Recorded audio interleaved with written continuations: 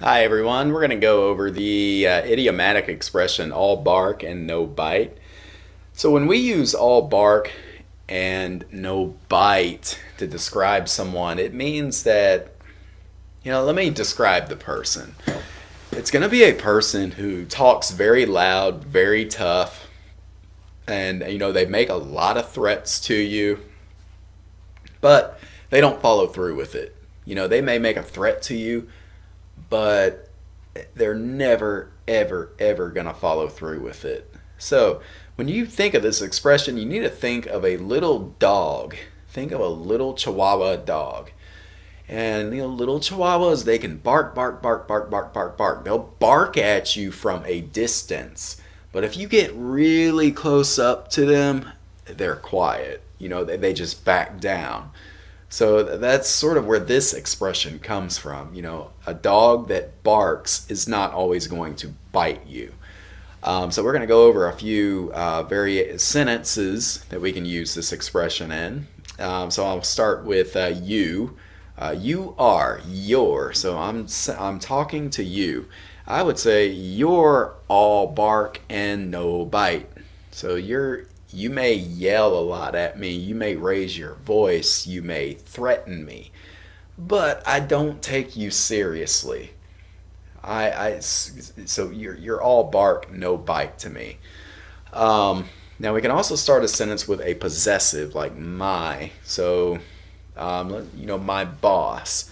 My boss may be a big, large, demanding man who's very loud and bossy and threatening, but he doesn't do anything ever, ever, ever, ever.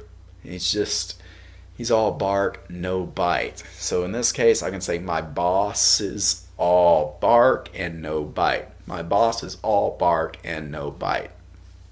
Um, so yeah, he just barks a lot, but he will not bite. Now I can say, if I know your dad, I can start a sentence with your dad's all bark and no bite.